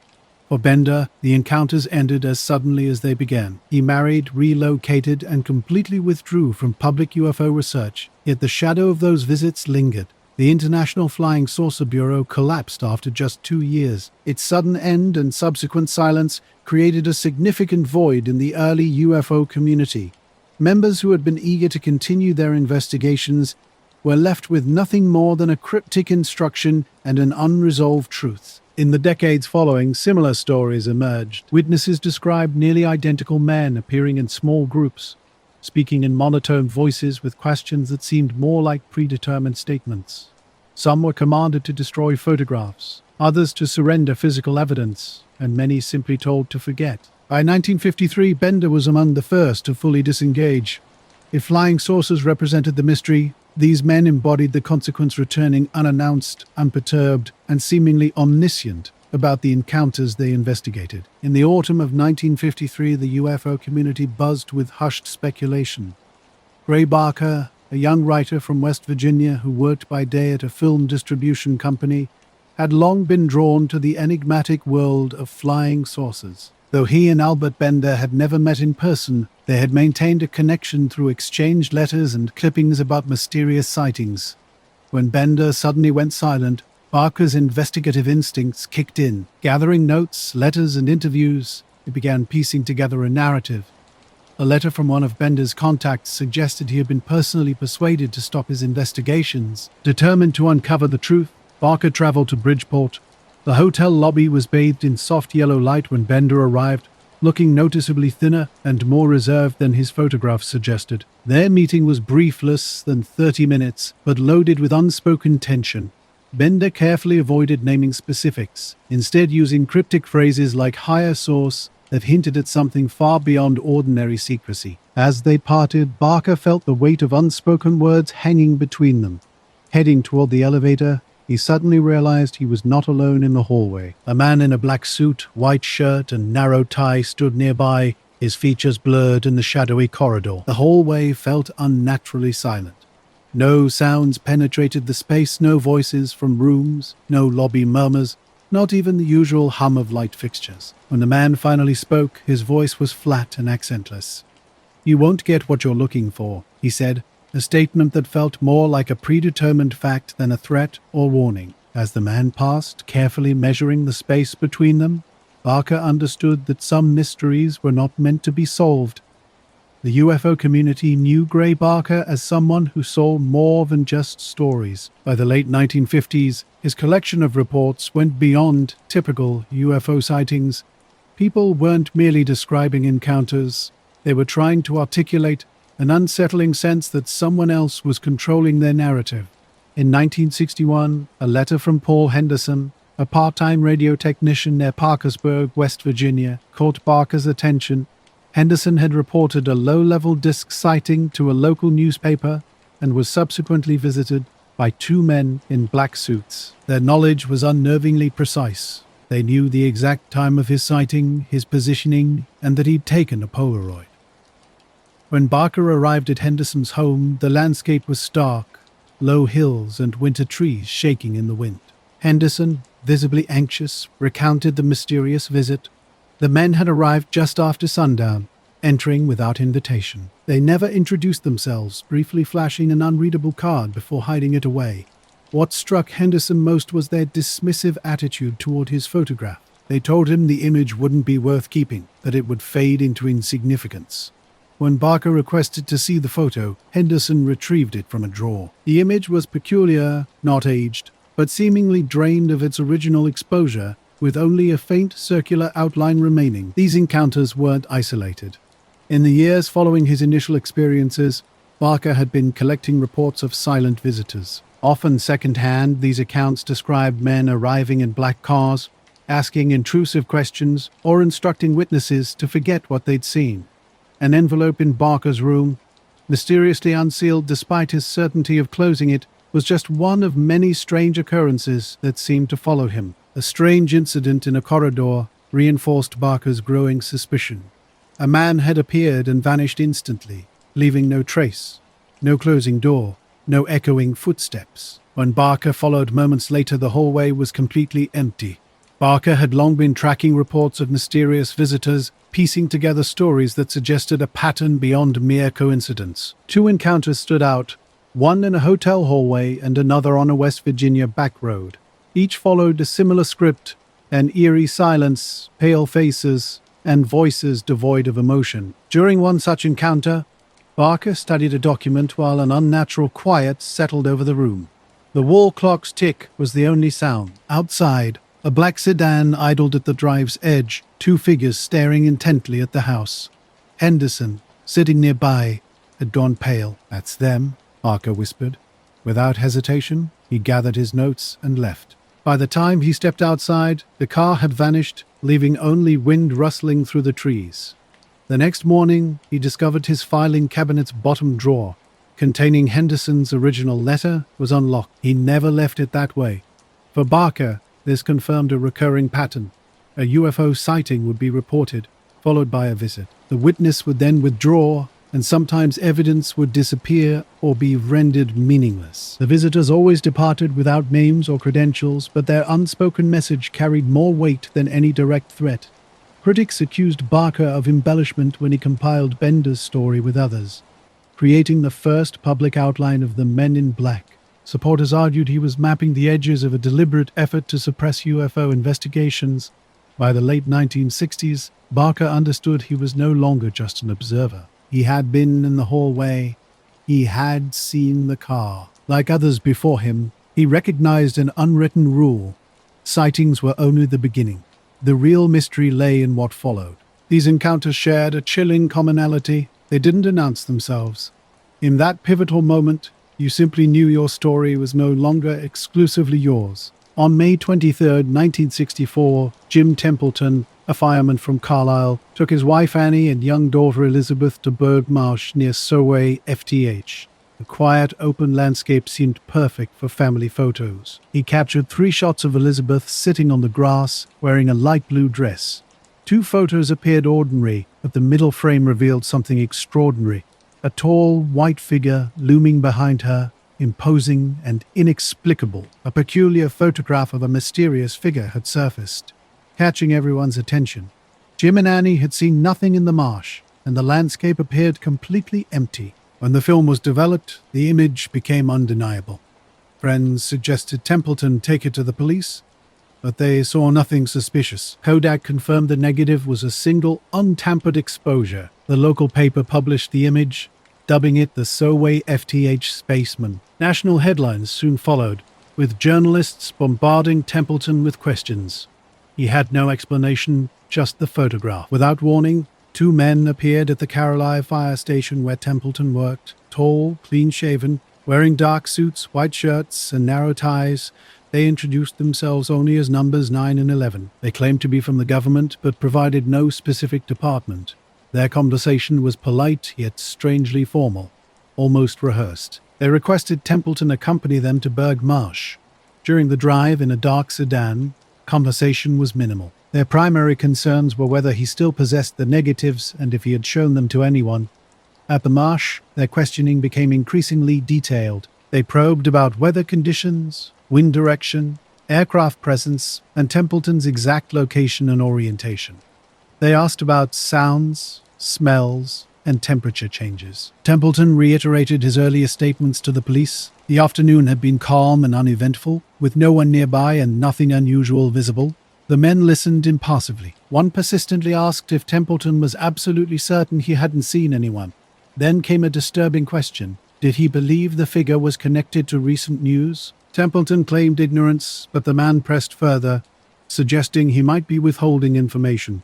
Templeton denied this. The mood changed. The men exchanged a brief glance and abruptly concluded their questioning. He never saw them again, but their visit lingered in his mind. The mysterious men who had approached him, referring to each other by numbers and suggesting he forget the whole incident, left Templeton deeply unsettled. In later interviews, he noted that their interest seemed less focused on understanding the photograph itself and more on probing his thoughts and potential willingness to speak publicly. Shortly after, an Australian reporter contacted him with an intriguing claim about similar figures spotted at the Wurra test range during a missile launch. These figures, reportedly wearing whitened helmets, had been seen inside a restricted area, causing a test delay. The reporter mentioned existing photographs, though none were ever produced. The timing struck Templeton as significant. The Woomera incident supposedly occurred just days after his photograph, but he could never verify the claim. Both Australian and British authorities remained silent, offering no official comment or information. Any potential connection between the events stayed hidden, while the story continued to circulate and generate discussion. Skeptics proposed that the spaceman might simply be Annie Templeton briefly entering the frame, her dress appearing white due to bright sunlight overexposure. However, supporters argued the figure was taller and broader than Annie, with a helmet-like head and rigid stance that didn't match her physique. Both Templeton and Annie maintained she had been several yards away at the time. As years passed, Templeton realized official interest had not completely disappeared. A few months after the initial Marsh encounter, another pair of suited men approached him at home. These visitors questioned him in a slightly less formal manner, though they too identified themselves only as investigators and revealed nothing about their origin. Their inquiries again centered on his memory of that day and whether he had witnessed anything unusual. Letters began arriving from individuals claiming similar sightings of such figures in remote locations, often near military installations or test sites. The mystery continued to intrigue and perplex Templeton, leaving more questions than answers. By the 1970s, the photograph had gained widespread attention, appearing in books and television programs about unexplained phenomena. The mysterious incident at Burgh Marsh had sparked intense speculation, with witnesses reporting encounters with unidentified men in dark suits. In UFO research circles, such accounts were informally labeled as men in black encounters. Templeton himself rarely used such terminology, preferring to stick to the facts of his experience. He described two unknown men who arrived without explanation, questioned him in detail, and instructed him to forget what he had seen. Their formal dress and manner only added to the intrigue surrounding their visit. Theories about the men's identity varied widely. Some speculated they were intelligence officers or private contractors connected to defense agencies. The proximity of Burgh Marsh to military testing ranges and mentions of Woomera suggested the interest might be less about aliens and more about something captured inadvertently in the background equipment or a sensitive test. More paranormal-minded researchers saw the figures as part of a deliberate effort to suppress sightings of unexplained beings. Throughout the years, Templeton maintained his integrity, never selling the negative or accepting payment for exclusive rights. He allowed only copies to be made for analysis and consistently expressed frustration about how the photograph had disrupted his life. Decades later, the Sowe case remained one of the most intriguing intersections between photographic evidence and unexplained official interest. Analysts who examined the negative agreed it was a genuine, untampered image, though they disagreed on the nature of the figure and the reason for the visits. Key questions persisted. If the figure was a person, who were they, and why were they there? And if the figure was unrelated to anything earthly, why had Templeton been told to forget about it? The case continues to sit in a grey area, neither fully debunked nor definitively proven. For those fascinated by photographic mysteries, it remains a rare example of an image that withstood technical scrutiny while bringing its photographer into contact with people whose true identity remained elusive.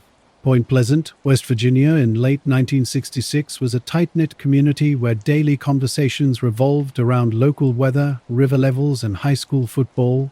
Everything changed when several residents reported seeing a large winged creature near the old munitions storage grounds, an area locals called the TNT area. These initial sightings made the local paper, but the aftermath would prove far more intriguing. Soon, those who had spoken about the encounter began receiving strange visits. The visitors were always polite yet unnerving. Well-dressed men in dark suits who arrived unexpectedly and rarely shared their names. Their true intentions remained unclear, but it was evident they sought more than simple statements. Mary Heyer, the local correspondent for the Athens Messengers, became the central point for these reports. Typically accustomed to writing about floods and county fairs, her office gradually filled with accounts of unusual occurrences, shadows passing over barn roofs, mysterious red lights drifting across the river, and unexplained figures along roadsides. One particularly memorable encounter involved a farmer who had initially spoken with Heyer about seeing the winged figure in his pasture at dusk. Days later, a black sedan traveled down his long gravel lane. Two tall men in dark coats and hats approached, requesting to clarify details of his account. The farmer recalled the conversation years later, noting how the men first asked about information he'd already shared with Mary. Their questions then became increasingly specific, probing whether he had discussed the incident with others or documented it. When he inquired about their identities, one simply smiled and stated, "That's not important." The conversation concluded with the chilling remark that would haunt the farmer, "Things are less complicated if they're left alone." These unexplained encounters serve as a haunting reminder that sometimes the most compelling mysteries lie not in what is seen, but in the questions that follow. They seemed to already know the answers before he spoke. Strange encounters began piling up. A woman reported unusual lights over the Ohio River, describing two men who arrived after dark in a quiet street. Their car sat silently, and they approached her with an eerie politeness, not threatening, but unnervingly precise, as if following a script. She remembered how they asked about her position and the light's trajectory, repeating her exact words back to her. When she looked outside moments after their departure, no trace of their vehicle remained. She hadn't heard it drive away. Similar incidents started happening to Heyer herself. First came silent phone calls, lines open for half a minute, occasionally interrupted by an electronic beep before disconnecting. Then one afternoon, a peculiar man entered her office, short, with long black hair and an oddly rigid posture. Without pleasantries, he inquired about her articles on sightings, abruptly shifting to questions about city lights. He wanted details about their colors, their regularity. After listening to her responses, he simply walked out. By January 1967, Heyer's desk drawers were filling with more than just standard sighting reports. She began collecting accounts of these unexpected visitors, documenting them alongside UFO and creature encounter stories. A teenage witness shared his experience of two men in matching coats who appeared outside his house. They demonstrated unsettling knowledge, revealing personal details about his dog, his sister's workplace, and his mother's birthday. They didn't ask questions. They seemed to be verifying information they already knew. A local hardware store owner reported a similar encounter. After mentioning to friends that he'd seen a figure on his roof, two men visited his store while he was closing. They asked about deliveries, truck schedules, and whether anything unusual had been dropped off. Questions seemingly unrelated to his rooftop sighting. They left without purchasing anything. Some encounters were subtler, but equally strange. A shop assistant who had previously spoken with Haya became part of this growing collection of mysterious interactions. A statement about red lights over the river vanished from a desk at home, with the folder left open. A mechanic, after being interviewed by two strangers, noticed the same car parked near his garage for 3 consecutive nights, remaining motionless during daylight hours. Their demeanor suggested official status, their language clipped, their dress formal, their body language controlled. Witnesses were divided. Some believed they were government investigators, while others harbored doubts. Local law enforcement acknowledged the visits quietly. A county deputy told Haya that some of his witnesses had been approached before he could interview them. "They weren't our people," he said. "I don't know who they were." One state trooper remembered a dark sedan with out-of-state plates idling near the TNT area late at night, its engine running but no occupants visible. As time passed, these interactions seemed less about gathering information and more about controlling the narrative. Witnesses reported being subtly pressured to avoid speaking with reporters or to modify their accounts. "They told me flat out I was mistaken," one witness recalled. "I knew what I saw, but they just shook their heads like I was a child." The psychological toll was significant. Many witnesses retreated from public discussion entirely. A young couple among the first to report the winged figure stopped answering calls from unknown numbers.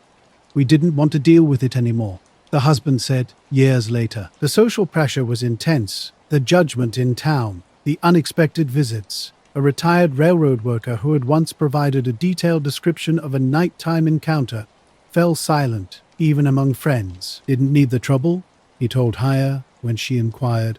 December 1967 marked an escalation. Multiple witnesses remembered being questioned in the days leading up to the Silver Bridge collapse on the 15th, which claimed 46 lives in the freezing Ohio River. Some interviews focused specifically on the bridge's traffic patterns, crossing times without clear explanation. After the bridge disaster, the winged figure sighting ceased. The mysterious visits also diminished, though a few witnesses received follow-up calls probing for any additional unusual observations. Over 13 months, Point Pleasant experienced more than just unusual aerial sightings.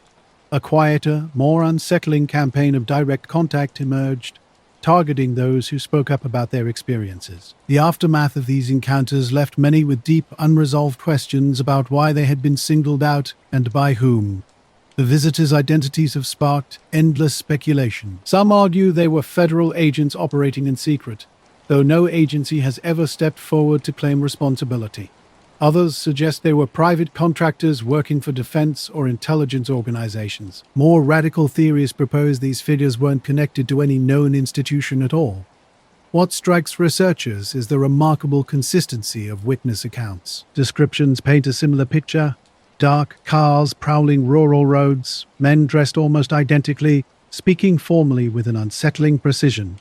They never offered names and seemed to possess knowledge beyond what they revealed. Mary Haya preserved her detailed files until her death in 1970.